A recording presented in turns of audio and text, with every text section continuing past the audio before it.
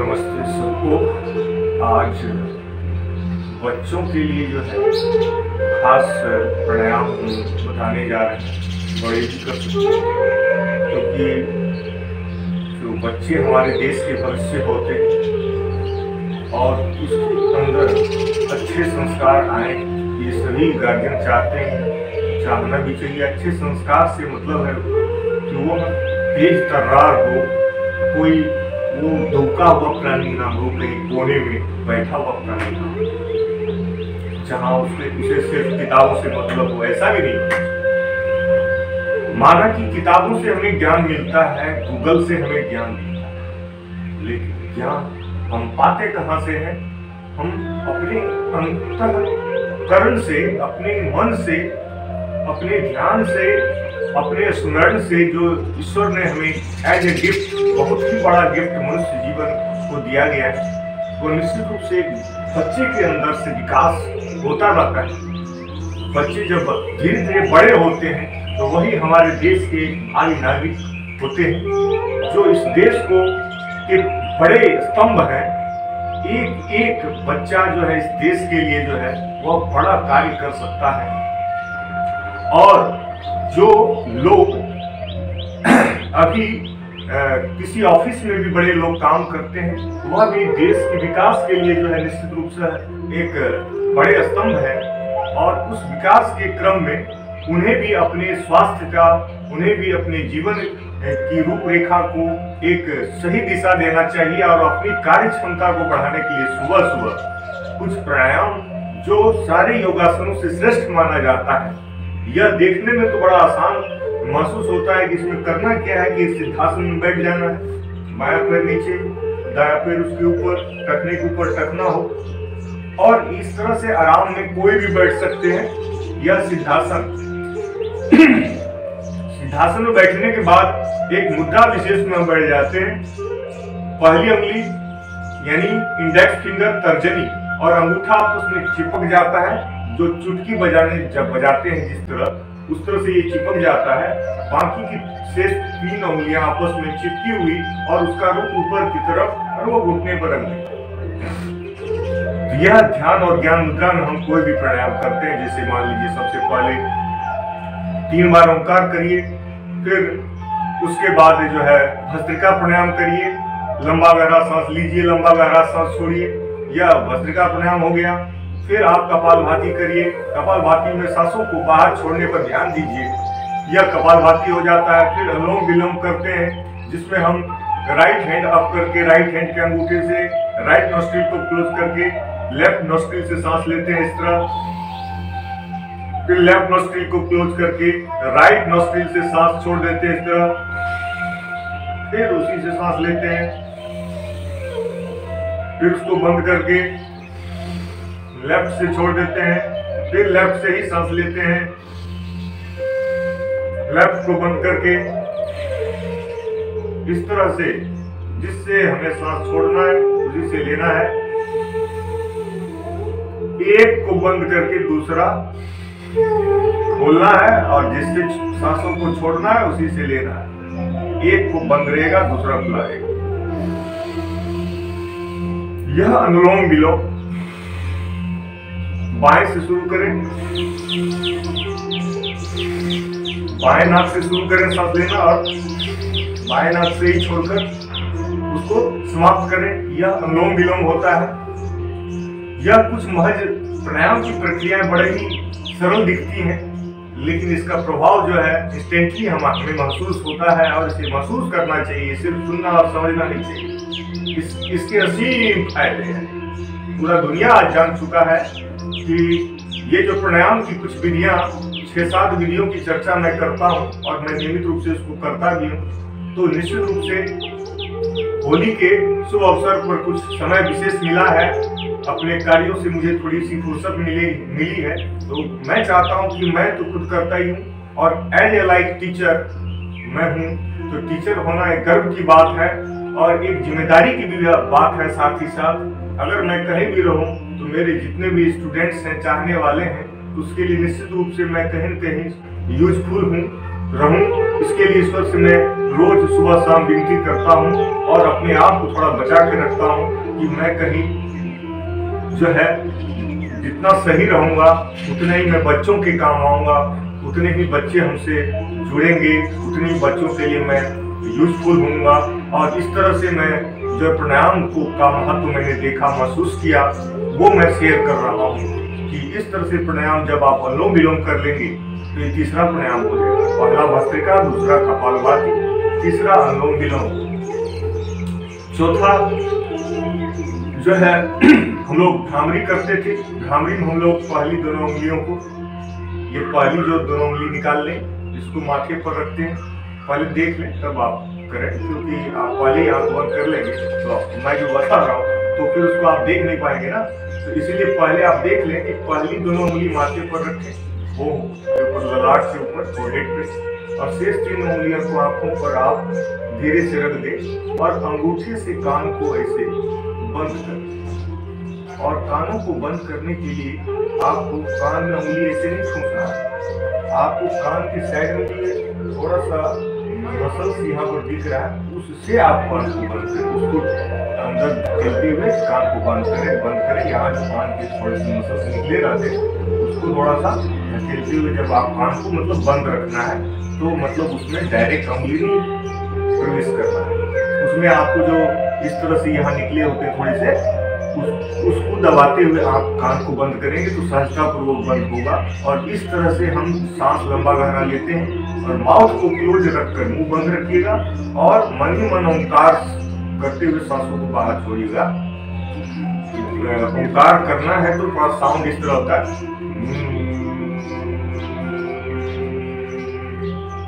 देखिए हम करते हैं, आप देख लें फिर आप भी करें।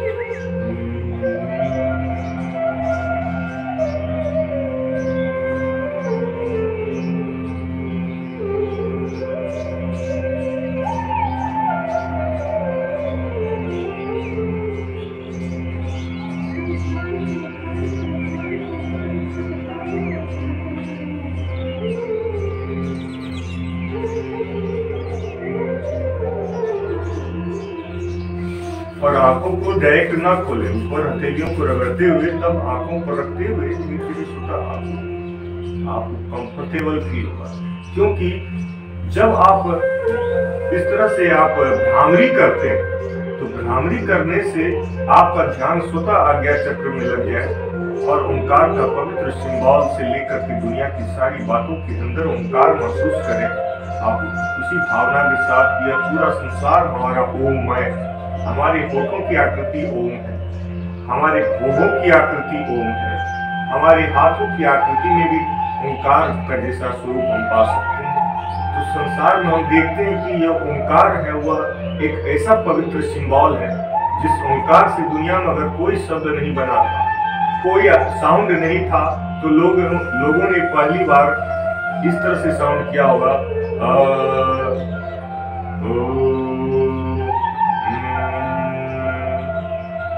मान लीजिए हमारी जीभ काट दिए तो हम बोल नहीं पाएंगे, तो नहीं भी बोल पाएंगे तो इस तरह का आवाज हम करेंगे ना,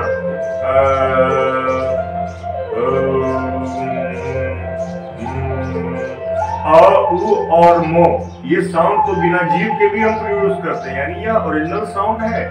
उ मो, मो, मो, तो ओम शब्द जो है यह एक कोई साधारण शब्द नहीं है। तो भ्रामरी करने के बाद आप उद्गीत करते हैं। उद्गीत का मतलब है कि ओंकार की ध्वनि को आप करते हैं। इसके लिए भी तरीके हैं। ओंकार की ध्वनि के लिए आप पहली दोनों उंगलियों को फिर से मिला लें, शेष तीनों उंगलियों को आपस में चिपका लें, उंगलियों का रुख ऊपर रखें और गर्दन का भी रुख न तो इतना ऊपर और न ही इतना नीचे, थोड़ा सा जो है हमारी ठोड़ी का गर्दन का जो रुख है, पीठ गर्दन सीधी तो रहेगी ही, लेकिन जो सर है हमारा वो भी थोड़ा ऊपर उठा रहेगा। तो हमें ऊर्ध्वाधर अपने बॉडी को बनाना है, अपने ध्यान को बनाना है, अपनी जिंदगी को बनाना है, ऊर्ध्वमुखी बनाना है, ऊपर की तरफ जो है हमें सोचना चाहिए। हमारा नीचा कार्यक्रम नहीं होना चाहिए, हमारा उच्च कार्यक्रम ऊपर की तरफ ऊर्ध्वमुखी होना चाहिए। तो इसके लिए हमें निश्चित रूप से जो है अपनी सांसों को पहले नॉर्मली लेना ऐसे, फिर अ से शुरू करिए, फिर ओ लंबा करिए,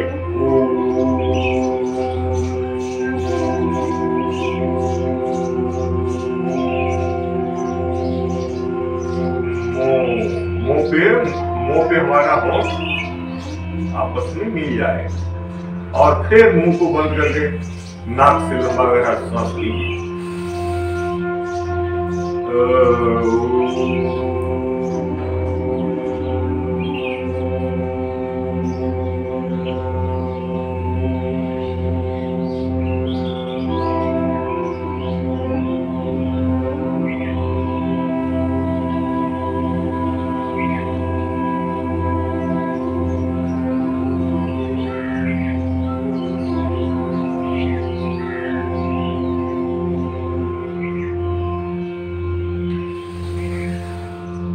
फिर से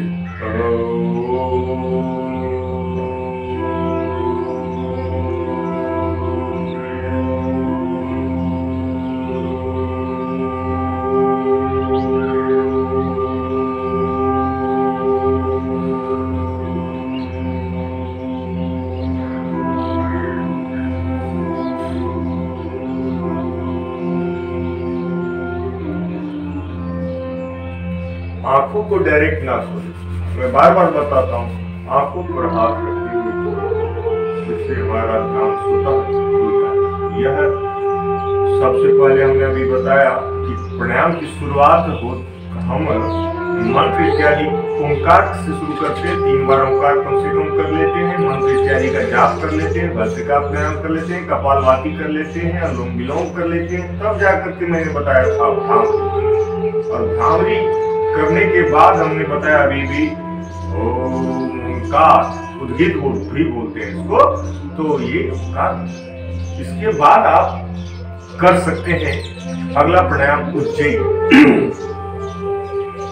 उज्जयी करने के लिए हमें अपने गले को टाइट करके सांस अंदर भरना रहता है इस तरह से।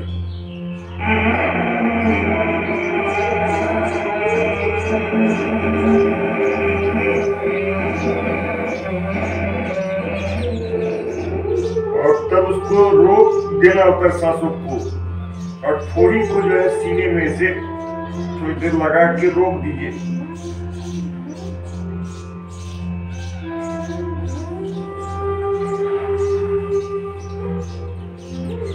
और फिर राइट हैंड अप करके राइट नोस्ट्रिल से रोक को बंद करके लेफ्ट नोस्ट्रिल से धीरे धीरे सांस छोड़ दिया।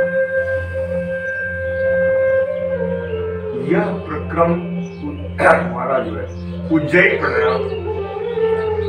उज्जयी प्राणायाम की बात करें तो यह निश्चित रूप से थायराइड ग्लैंड्स को एक्टिवेट करने के साथ साथ हमारे हार्ट, लंग्स के अंदर जो कंट्रैक्शन और रिलैक्सेशन लाता है, तो निश्चित रूप से हमारे इंटरनल ऑर्गन्स, हमारे इंटरनल सेल्स और यह जबरदस्त प्रभाव डालता है। उज्जयी को करने से हमारे गले की सारी परेशानियां भी दूर होती है। कई लोग गले से परेशान रहते हैं, गले की परेशानी से, थायराइड से, गले की परेशानी से अक्सर लोग ग्रसित रहते हैं। खास करके उम्र दराज लोग जो होते हैं उन्हें गले की परेशानियां होती है, और उनसे बचने के लिए उनको निश्चित रूप से यह उज्जयी प्राणायाम को कम से कम 5 बार डेली करने से वो हम पाएंगे कि हमें गले की परेशानियों से जो है हमें छुट्टी मिलेगा, आराम मिलेगा। तो चलिए उज्जयी प्राणायाम करते हैं। देखिए गले को टाइट करके सांस अंदर भर के थोड़ी देर रोक के रखना है, थोड़ी को सीने में चिपका, बस इतना ही है। उसके बाद दायां हाथ उठा करके बाएं हाथ से सांस को छोड़ दें।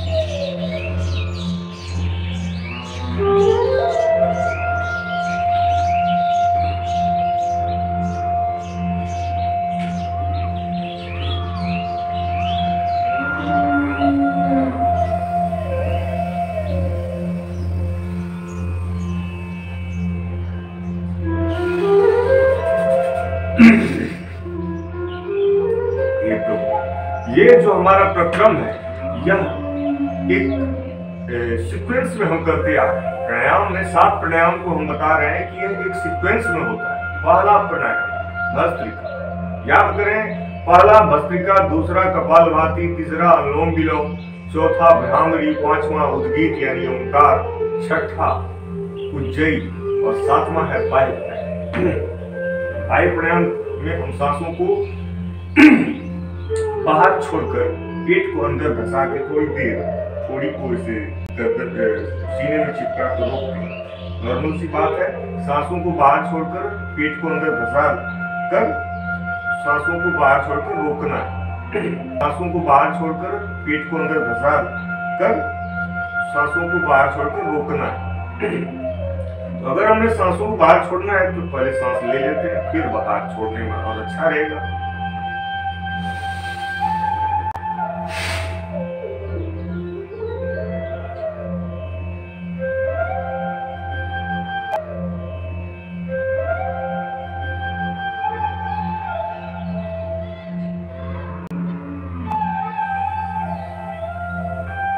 तरह से यहाँ पे 3 बंद लग गया, मूल बंद, जालंधर बंद, उद्यान बंद। मूल बंद सबसे नीचे होगा और उसके ऊपर फिर माने सबसे नीचे वाला जो बंद है उसका मतलब ये है कि पीठ का जो सबसे निचला हिस्सा है उसको अंदर खींचेंगे, अंदर की तरफ खींचेंगे। फिर उससे जो ऊपर का हिस्सा है उसको ऊपर की तरफ खींचेंगे।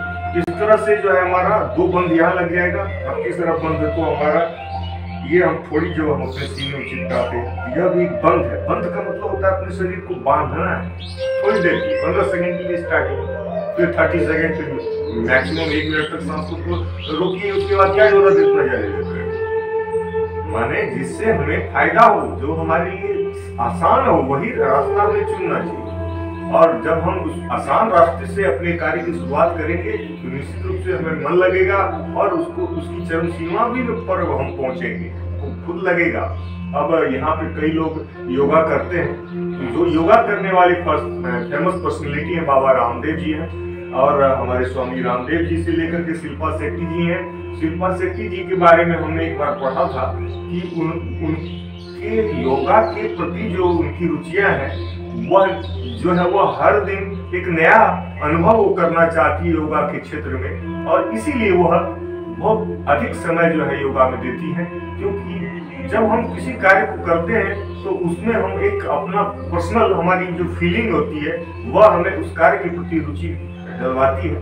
तो रुचि अगर किसी काम में इंटरेस्ट हमारा है तो निश्चित रूप से उसको हम समय देते हैं और उससे में जो फीलिंग आती है फिर हम अगले से भी शेयर करते हैं, तो अगले का भी उससे भला होता है। क्योंकि हर इंसान अपने कम समय में हर अनुभव को प्राप्त नहीं कर सकता, और यह तो ऐसा अनुभव है योगा जो सुबह आधा घंटे का काम है, और इससे अगर हमारे बाकी के सारे समय अगर अच्छे से गुजरे तो क्यों ना सुबह आधा घंटा कर ले, निश्चित रूप से हमारे लिए फायदेमंद।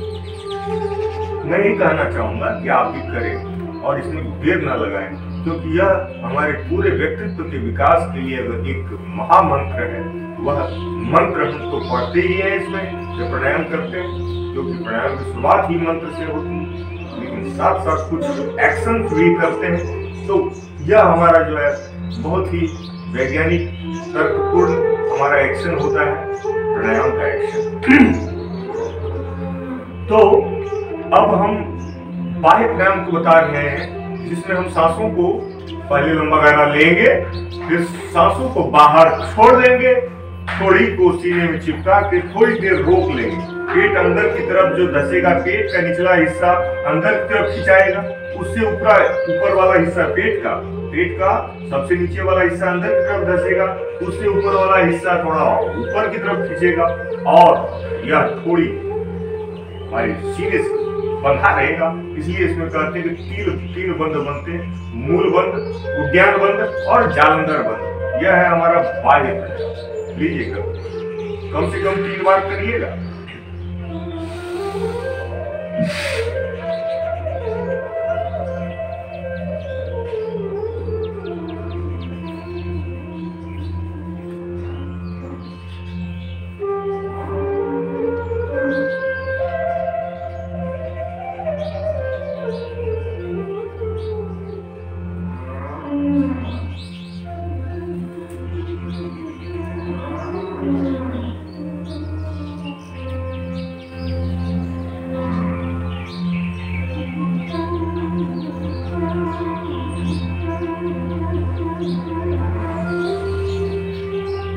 और योगासन में एक बात का ध्यान रखें, खास करके प्राणायाम जो है वो अपने अंतर दर्शन के लिए है, प्रभु दर्शन के लिए है, प्रदर्शन के लिए नहीं है। और स्थिर सुखम आसन का मंत्र याद रखें कि जब भी हम सांस बाहर छोड़े तो सही तरीके से उसको आराम से छोड़ें, और सांस जब अंदर ले तो झटके से न।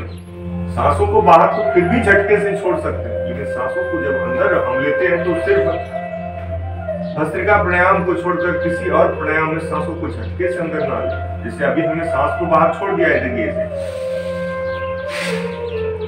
लेकिन जब हमने गर्दन उठाई थी तो हमने सांस धीरे धीरे, ये नहीं कि गर्दन उठाए और सांस ले लिया अचानक।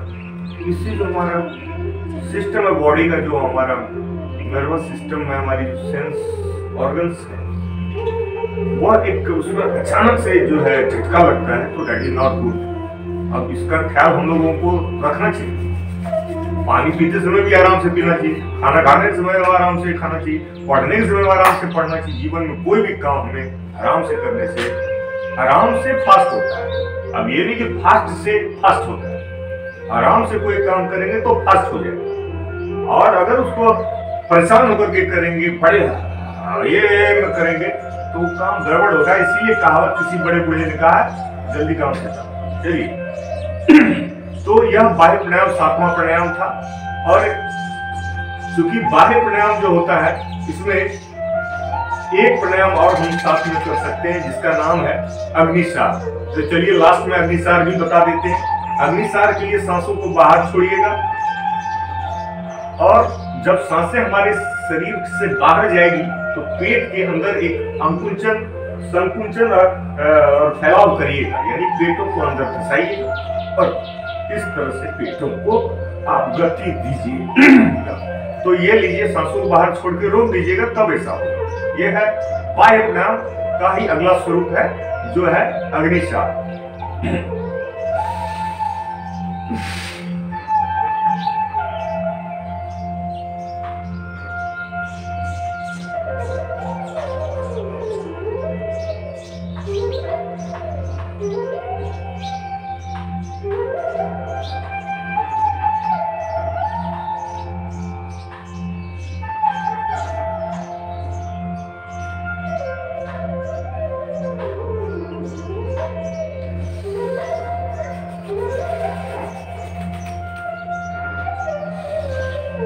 सांसों को बाहर छोड़ दिया और पेट को अंदर बाहर पूरी ताकत। देखिए, जब हम कोई अभ्यास करते हैं थोड़ा कष्ट होना चाहिए, पूरा मैंने अपने अंदर की सारी क्षमताओं को झोंक देना चाहिए, कुछ भी बचा के नहीं रखना। ये मेरा अनुभव। और तब हमें परिणाम निश्चित रूप से मिलता है, क्योंकि हम परिणामों को प्राप्त करने की दिशा में जब जाते हैं तो निश्चित रूप से उसके प्रति हमारी श्रद्धा ऑटोमेटिक जग जाती है। जैसे कई लोग जो है वह कहते हैं कि प्राणायाम बहुत अच्छा होता है, योगासन बहुत अच्छा होता है, लेकिन क्या है कि वो उसकी दिशा में है नहीं, बस वो चर्चा में है कि यहाँ पर ये डकैती बड़ी अच्छी हुई, यहाँ पर चोरी बड़ा अच्छा हुआ, यहाँ पर लूट मार बड़ा अच्छा हुआ, यहाँ एक्सीडेंट बड़ा अच्छा हुआ। कहते तो है कि बड़ा बुरा हुआ, उनके कहने का सेंस होता है बड़ा अच्छा हुआ। कोई भी चीज की आप प्रशंसा करके किनारे ही तो कटना चाह रहे, आप प्रशंसा बाद में करिएगा। प्रशंसा तो आपका मन और तन स्वतः करेगा किसी काम के लिए, जब आप उसका फायदा खुद ही पा जाएंगे। बताइए, हमको अगर कोई पढ़ाई समझ में नहीं आ रही है तो हम कहेंगे कि ये पढ़ाई जो है समझ में कठिन है, तो हम निश्चित रूप से टीचर के पास जाएंगे और टीचर समझा देंगे तो कहेंगे कि हाँ विक्रम सर खूब अच्छे से समझा दिए, पढ़ा दिए, बड़ा अच्छा था, सवाल समझ में भी आया। लेकिन उसको घर पे आके अभ्यास ना करिए तो निश्चित रूप से आप वो सवाल भूल जाए और फिर आप कहेंगे कि विक्रम सर कहाँ पढ़ाए थे, बड़ा फास्ट भागते हैं क्लास में। That's very bad. तो माने हम किसी दूसरे की प्रशंसा जब ज्यादा कर देते हैं और एक ईमानदारी से प्रशंसा नहीं करते हैं तो वह निश्चित रूप से वो प्रशंसा परमानेंट नहीं होती। किसी प्रशंसा आप इस तरह ना करें, नकली प्रशंसा ना करें। अगर उसकी प्रशंसा आपको करने का मन ही कर रहा है तो उसके द्वारा बताए गए कार्यों को किसी भी व्यक्ति को हम अपना अगर प्रेरणा मानते हैं, किसी को अपना गुरु मानते हैं, कोई हमारा सच्चा गुरु हो और ये हमारी पुस्तक से हमें कोई ज्ञान लेना हो, किसी भी ज्ञान के स्रोतों से हमें ज्ञान लेना हो, उसके प्रति हमारी श्रद्धा हो। एक पुस्तक में छपी विद्या जो है वो किस काम की, जब हम उस विद्या को जो है अनवरत उसका प्रशंसा करके बगल में ना रख दें बल्कि उसका अनवरत अभ्यास करें। यही तो संदेश हम आज सभी से हम विनती करेंगे कि जो हमारा होली का शुभ अवसर है, इस अवसर पर हम रंगों के साथ अपने मन के रंगों को भी बांटें।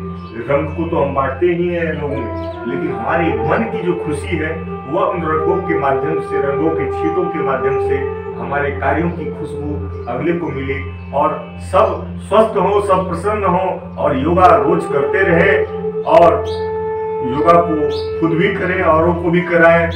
इससे जो हमारा माहौल, जो परिवेश होगा वह स्वस्थ स्वास्थ्य का होगा, खुशी का होगा, उल्लास का होगा। दीपावली और होली तो हम एक निश्चित दिन में मनाते हैं, बाकी के दिन भी होली दीपावली से कोई कम नहीं होगा। यही संकल्पनाओं के साथ बहुत बहुत धन्यवाद। आप लोगों से मिलते हुए बहुत खुशी हो रही है और फिर मिलते हैं अगली वीडियो में, जहाँ पर आज तो प्राणायाम का बारे में बताएं, अगले दिन कोई योगासन के बारे में बताएंगे। धन्यवाद बहुत बहुत।